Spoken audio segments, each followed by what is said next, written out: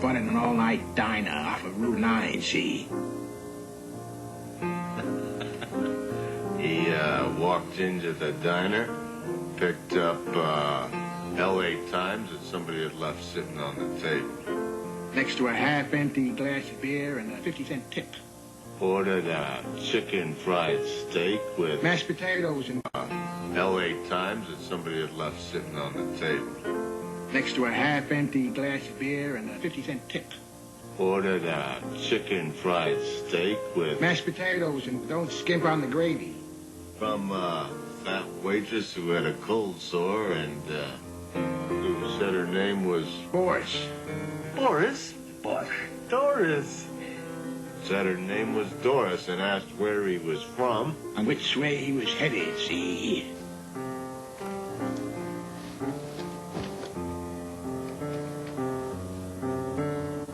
What's this then?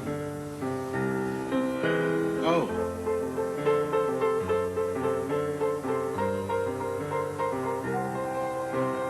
See them tumbling down, placing their love to the ground. 6 feet under. Lonely but free I'll be found, drifting along with the tumbling tumbleweeds. Give me the weed, man. Get them the passing behind. Oh, big time. Thank you. Nowhere to go but I'll find. No, you won't. Just where the trail will wind, drifting along with the tumbling tumbleweeds. Keep on drifting, drifting along with the tumbling tumbleweeds.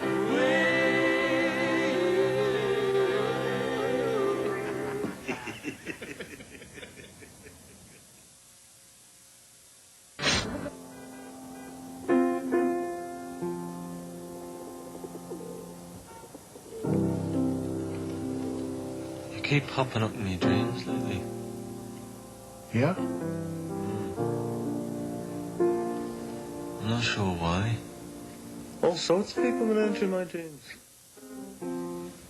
Mostly people who've died. Brian, Mel, me mum. They're not bad dreams. Actually, they're kind of reassuring. Especially when my mother comes. I don't get to see her that often anymore, you know, what with her being dead and all. Anyway, There you are. Visiting me in my dreams. And I always get the nagging feeling that there's something you're trying to tell me. What do you think is I'm trying to tell you in these dreams of yours, Macca? I don't know. You know, I try to piece it all together. I mean, things are going pretty well for me, you know.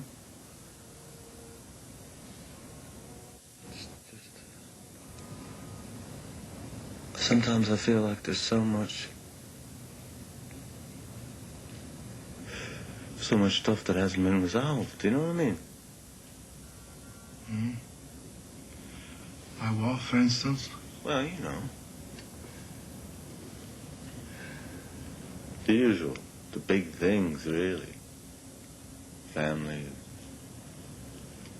Past. A lot of things between you and me, to be brutally honest.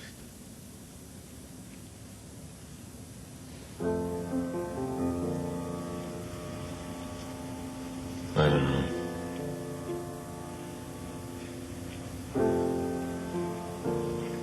My dad died recently. What? What of? Bronchial pneumonia. They say his last words were, "I'm coming to join you, Mary." So you weren't there with him then when it happened? No. Linda and I were on tour with the band. His dad died on March the 18th, and we're opening in Copenhagen 2 days later. It's gotta be rough. I mean, you two are close. Yeah. But, you know, that's the best way for me to handle it anyway, you know? Just to keep going, otherwise. Of course, it helps to have Linda. How is she? She's great. Yeah? Yeah. And the kids? Great. They're great. Back at the hotel now. We're bringing the girls with us on the tour. Did you know that? Yeah, so we can have some semblance of family life. That's actually what I'm doing here in America. Checking out houses to rent. Do you want to hear a song I wrote for Stella, my youngest? No.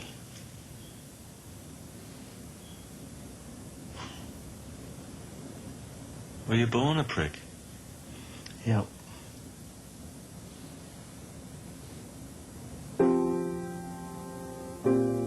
My old man died What? recently. Get away. In here.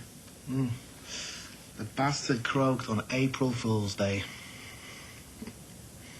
Wow. This is a bit spooky, isn't it? I mean, our mothers died pretty close together in time. Yeah.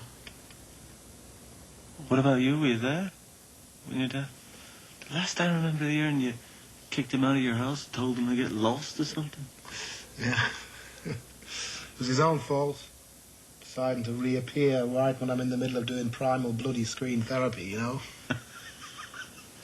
Felt good, though, telling him to get stuffed right to his face. Strange, you know. Just before he died, we spoke on the phone, and I actually heard myself apologise to him. He knew he was dying, so we were able to talk, you know, before he kicked it. It's good, but I got some warning. I mean, otherwise my last contact would have been piss off.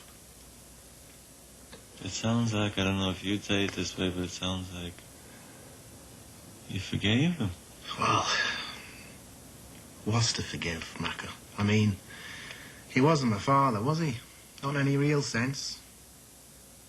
He was a drifter that got drunk one night, staggered home and stuck it to his wife before he passed out. It was Freddie Lennon's one great contribution to fatherhood. The rest was just misplaced expectations on my part.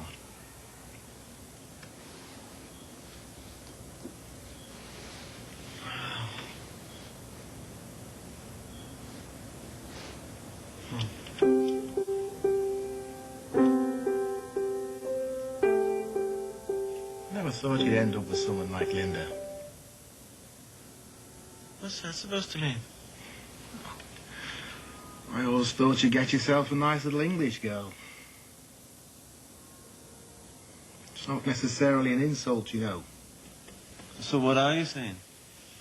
I'm just saying that I thought I knew you pretty well, and I was surprised when you took up with this American girl and made her your wife, that's all. Maybe you didn't know me as well as you thought you did. Maybe, yeah. Maybe I didn't know myself so well either. It took me by surprise, too. She's the best thing that ever happened to me. So don't go knocking her. Like you accepted Yoko with love and respect from day one.